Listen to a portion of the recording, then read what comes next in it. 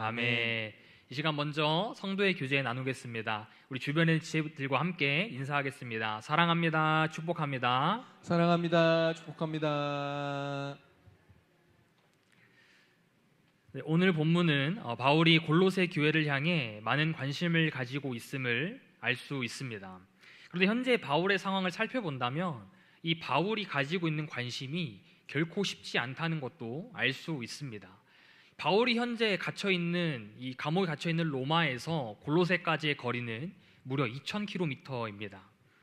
2000km면 내 삶의 영역에 포함되지 않는다고 해도 과언이 아닐 것입니다. 심지어 골로새 교회는 바울이 직접 세운 교회도 아니었습니다.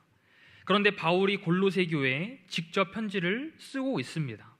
감옥에서 생활하는 것만으로도 이미 많은 에너지를 소비하고 있을 텐데 얼마 남지 않은 그 에너지를 가지고 한 번도 보지 못한 골로새 성도들을 위해서 편지를 쓰고 있는 것입니다. 그 모습을 바울이 1절에서 기록하고 있는데요. 본문 1절 말씀을 제가 읽어드리겠습니다. 내가 너희와 라오디게아에 있는 자들과 무릇 내 육신의 얼굴을 보지 못한 자들을 위하여 얼마나 힘쓰는지를 너희가 알기를 원하노니. 아멘. 이 라오디게아는 골로새에서 14.5km 떨어진 골로새와 가장 가까운 도시였습니다.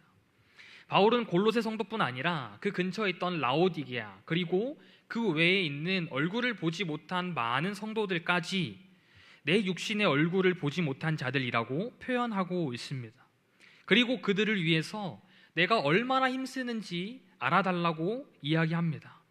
여기에서 힘쓰다라는 것은 헬라어로 아곤입니다. 이 아곤은 투쟁, 싸움, 경기 등의 의미를 가지고 있습니다. 그러니까 바울이 지금 얼굴을 보지 못한 자들에게 가지고 있는 관심은 그냥 단순히 호기심에 의한 소극적인 관심이 아니라 마치 경기하듯이 투쟁하듯이 치열하게 싸우고 있는 적극적인 관심을 뜻하는 것입니다. 오늘 바울이 골로새 성도들에게 가르쳐주고자 하는 것이 바로 이것입니다. 이 치열한 투쟁을 알아달라는 것입니다. 바울은 얼굴도 본 적 없는 많은 성도들에게 관심을 가지기 위해서 감옥에서도 힘쓰고 있습니다. 얼굴을 본 적도 없는 자신들을 위해 바울 자신도 이렇게 분투하고 있는데 골로새 성도들은 지금 누구를 향해 관심을 가지고 있으며 또 그들의 삶 가운데 치열하게 살아가고 있는지를 물어보고 있는 것입니다. 바울은 감옥이라는 쉽지 않은 현실 속에서도 지지 않기 위해서 애썼습니다. 오히려 그리스도의 사랑의 마음을 가지고 복음을 전하는 승리의 삶을 살기 위해서 노력했습니다.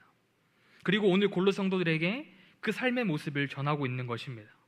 오늘 말씀을 통해 우리 역시 현재 어디에 관심을 두고 있으며 지지 않는 삶을 위해 치열하게 분투하고 있는지 되돌아보는 시간이 되기를 원합니다. 또한 성령의 조명하심을 통해 오늘 말씀을 우리 마음 가운데 잘 새기며 남은 한 주를 결단하게 되는 귀한 시간이 되기를 소망합니다. 우리는 서두에서 바울이 골로새 성도들에게 적극적인 관심을 가지고 있음을 살펴보았습니다. 그렇다면 바울은 왜 얼굴을 본 적도 없는 이 골로새 성도들에게 적극적인 관심을 가지고자 분투했을까요? 우리 본문 말씀 2절 같이 한번 읽어보겠습니다. 시작. 이는 그들로 마음의 위안을 받고 사랑 안에서 연합하여 확실한 이해의 모든 풍성함과 하나님의 비밀인 그리스도를 깨닫게 하려 함이니. 아멘. 바울이 골로새 성도들을 향해 적극적인 관심을 가졌던 이유는 세 가지였습니다. 마음의 위안을 받게 하기 위해서, 사랑 안에서 연합하기 위해서, 그리고 하나님의 비밀인 그리스도를 깨닫게 하기 위해서였습니다. 결국 바울이 골로새 성도들을 향해 적극적인 관심을 가진 이유를 정리하자면 골로새 성도들이 그리스도를 알기를 원했다라는 것입니다. 골로새 성도들이 그리스도를 깨닫기를 원했던 것입니다. 그리고 그 그리스도를 통해 치열한 영적 전쟁 가운데 살아가고 있는 골로새 성도들이 마음의 위로를 받고 성도들끼리 사랑하며 연합하기를 원했던 것입니다.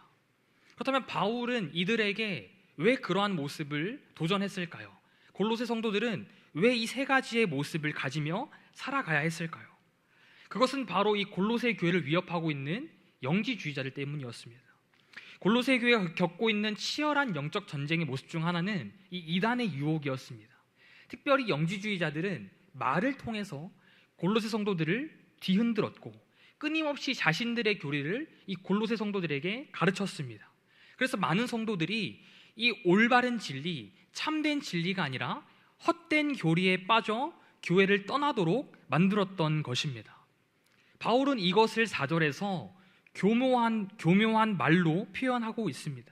이 교묘한 말에서 말은 연설, 말하기 등의 헬라어 로기아입니다. 그런데 사도 바울이 지금 이 말이라는 로기아 앞에 수식어구를 하나 붙였습니다. 바로 교묘한이라고 하는 수식어구죠. 이 교묘하다라는 것은요, 허울 좋은, 겉만 번지르르한의 의미를 가지고 있습니다. 즉 골로새 성도들을 위협하고자 흔들고자 유혹했던 이단, 특히 영지주의자들은요, 교묘한 말로 예수 그리스도를 변형해서 골로새 성도들이 그리스도와 멀어지게 했다는 것입니다.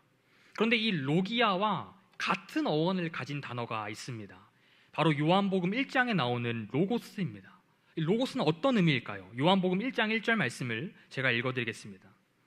태초에 말씀이 계시니라. 이 말씀이 하나님과 함께 계셨으니 이 말씀은 곧 하나님이시니라. 아멘. 성경에서 말하는 로고스는 말씀입니다. 그리고 그 말씀은 곧 하나님이시기 때문에 이 말씀이 진짜 참 진리라고 하는 것이죠.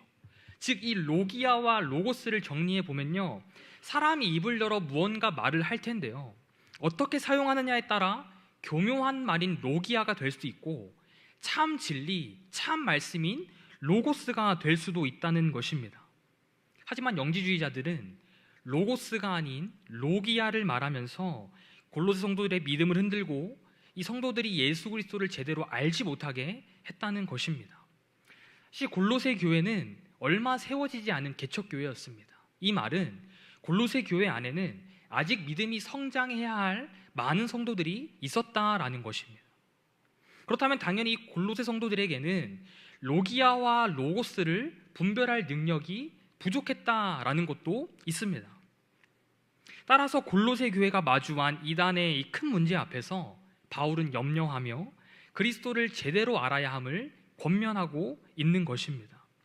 그리고 바울은 이 골로새 성도들이 영지주의자들의 말에 흔들리지 않고 그리스도를 제대로 알게 하기 위해서 필요한 것을 이야기합니다. 3절 말씀을 제가 읽어드리겠습니다. 그 안에는 지혜와 지식의 모든 보화가 감추어져 있느니라. 아멘. 여기에서 그는 그리스도입니다. 그리스도를 제대로 알기 위해서는 그리스도 안에 있는 지혜와 지식의 보화를 발견해야 한다는 것입니다. 그런데 바울이 여기에서 이 지혜와 지식이라는 단어를 의도적으로 사용하고 있습니다. 왜일까요? 영지주의자들의 교묘한 말과 대조하기 위해 그리스도 안에 감추어져 있는 지혜와 지식을 의도적으로 사용했던 것입니다. 그렇다면 바울이 말하는 그리스도 안에 감추어져 있는 지혜와 지식은 무엇일까요? 우리 이사야 11장 2절 말씀은 같이 보겠습니다. 시작. 그의 위에 여호와의 영, 곧 지혜와 총명의 영이요 모략과 재능의 영이요 지식과 여호와를 경외하는 영이 강림하시리니. 아멘. 바울이 말하고 있는 그리스도 안에 감추어져 있는 지혜와 지식은 여호와의 영이며 이는 곧 성령 하나님을 말하는 것입니다. 바울은 골로새 성도들에게 그리스도 안에 감추어진 지혜와 지식의 보화를 발견하기 위해서는 영지주의자들의 헛된 교리, 헛된 가르침이 아니라 오직 성령 하나님이 깨닫게 하시는 그리스도를 아는 것만으로 가능함을 말하고 있는 것입니다. 사랑하는 성도 여러분, 성령 하나님을 통해 그리스도를 알아가고 계십니까? 이 질문 앞에서 우리는 잠깐 멈추게 되는 것 같습니다. 사실 우리가 함께 살펴본 이 골로새 교회의 위협은 비단 골로새 성도들에게만 해당되는 이야기가 아닙니다. 지금 이 시대에도 우리를 뒤흔드는 이단들이 얼마나 많이 있습니까? 꼭 이단뿐이 아니더라도 우리의 이 공예배 생활을, 우리의 신앙생활을 방해하는 요소가 얼마나 많이 있습니까? 심지어는 주일 예배까지 빠지게 만드는 유혹의 요소들이 지금 이 시대에는 너무나도 많이 있다는 것입니다. 이러한 상황 가운데 흔들리지 않는 유일한 방법이 그리스도를 제대로 아는 것입니다. 그리스도를 제대로 안다면 우린 어떠한 유혹 속에서도 흔들리지 않을 수 있음을 믿으시기 바랍니다. 우리가 흔들리는 이유는 간단합니다.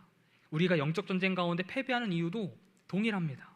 그리스도를 제대로 알지 못하기 때문입니다. 그래서 바울이 그리스도 안에 있는 지혜와 지식에 감추어진 보화를 성령의 능력으로 발견하여 그리스도를 온전히 알아가라고 하는 것입니다. 혹시 내가 현재 골로새 성도들처럼 어떠한 수많은 유혹에 흔들리고 있다면 나는 지금 그리스도를 잘 알고 있는가? 나는 지금 내 삶 가운데 그리스도에 적극적인 관심을 두고 있는가? 한번 되돌아보는 시간이 되시기를 소망합니다. 이어서 바울은 골로새 성도들이 이단의 유혹에 흔들리지 않기 위해서 그리스도를 아는 것, 성령의 능력으로 그리스도를 제대로 아는 것과 더불어 또 한 가지 필요한 것을 말합니다. 5절 말씀 같이 보겠습니다. 시작. 이는 내가 육신으로는 떠나 있으나 심령으로는 너희와 함께 있어 너희가 질서 있게 행함과 그리스도를 믿는 너희 믿음이 굳건한 것을 기쁘게 봄이라. 아멘. 바울이 말하는 필요한 것은 그리스도를 믿는 믿음입니다. 그런데 그리스도를 믿는 믿음에 함께 수반되어야 하는 것이 있는데요, 바로 질서 있게 행하는 것입니다. 여기서 질서 있게라는 것은 마치 군대가 엄청난 훈련으로 한치의 오차도 없이 자신들의 역할을 잘 감당하는 것을 말합니다. 군대가 이렇게 질서 있게 행동할 수 있는 이유는 무엇일까요? 먼저는 철저한 훈련이 반복된 것이고, 둘째는 그 훈련을 시킨 상관에 대한 신뢰를 통해 나오는 것입니다. 아무리 상관이 뛰어나도 상관을 따르는 군사들이 상관을 신뢰하지 않는다면 그 어떤 훈련도 효과를 보지 못할 것입니다. 그 어떤 군대도 질서 있게 행동할 수 없을 것입니다. 우리의 삶도 이와 동일합니다. 우리 주님께서는 이 세상을 창조하셨으며 죄와 죽음을 이기셨으며 지금도 이 세상을 다스리는 왕이신 줄 믿습니다.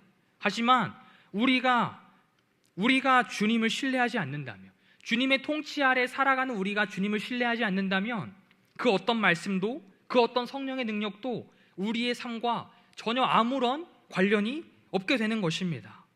즉 바울은 수많은 유혹에 흔들리지 않기 위해 그리스도를 믿는 굳건한 믿음이 필요한데, 이를 위해서는 성령의 능력을 통해 그리스도를 알아가는 반복되는 훈련과 성령의 능력을 통해 우리의 상관 되시는 주님을 신뢰하는 믿음이 필요하다라고 이야기하는 것입니다. 바울은 골로새 성도들이 헛된 교리에 관심을 두는 것이 아니라, 세상의 가치관에 관심을 두는 것이 아니라 예수 그리스도께 더 관심을 가지기를 원했습니다. 그래서 얼굴도 본 적 없는 이 성도들을 위해서 적극적인 관심을 표하며 그들을 사랑하는 마음으로 간절하게 편지로 써낸 것입니다.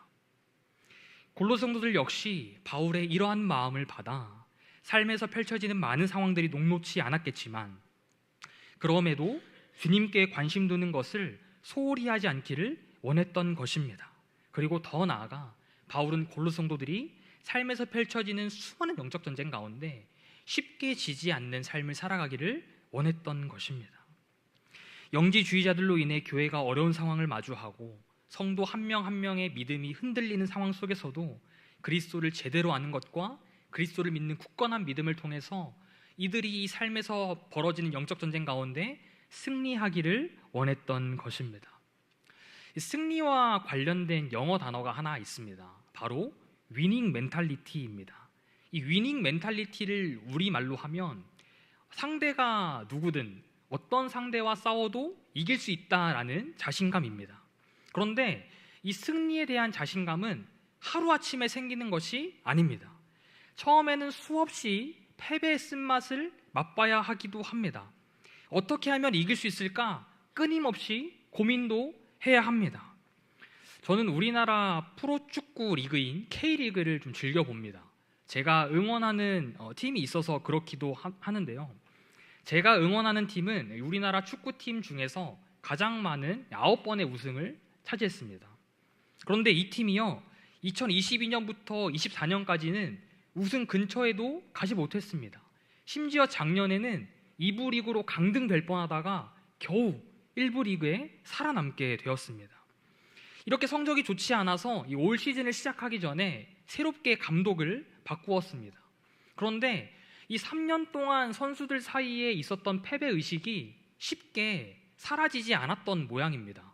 올 시즌 초반에도 제가 응원하는 팀이 승리가 없이 좀 이렇게 좋지 않은 성적을 거두고 있었습니다. 이런 상황 속에서 새롭게 바뀐 감독이 한 가지 결단을 합니다. 우리 팀이 골을 넣고 이기고 있을 때 수비 축구로 그 승리를 지키겠다라는 것입니다. 제가 응원하는 팀의 주 전술은 수비가 아니라 공격입니다. 그래서 이 팀을 응원하는 많은 팬들이 처음에는 이 감독의 인터뷰를 보고 의아해하고 그렇게 좋아하지 않았습니다. 그런데 그렇게 말한 후에 치러진 경기에서 이기고 있었습니다. 후반전 20분 동안 공격을 전혀 하지 않고 수비수만 투입해서 수비만 했습니다. 그리고 그 경기를 1대0 승리로 이끌었습니다. 제가 응원하는 이 팀이 이 경기 이후의 성적이 어떻게 되었을까요? 궁금하시지 않나요?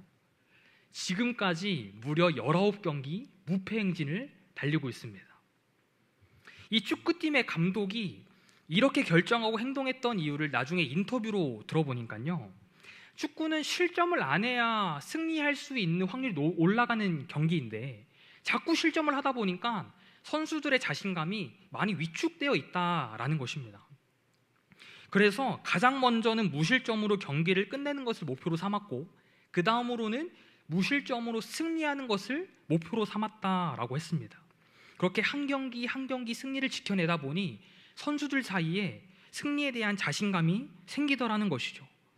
감독이 봤을 때 이 선수들에게 필요한 것은 화려한 공격 축구로 많은 골을 넣어 승리하는 것이 아니었습니다. 딱 한 번의 승리 경험이었습니다. 어떻게 이기든지 일단 승리의 경험을 맛보고 나면 그 승리의 경험을 또 맛보기 위해 자신감을 가지고 뛸 수 있다는 것입니다. 사랑하는 성도 여러분, 영적 전쟁으로 가득한 우리 삶에도 필요한 것은 승리에 대한 자신감입니다. 이를 위해서 필요한 것은 먼저는 끈질기게 버티는 것입니다.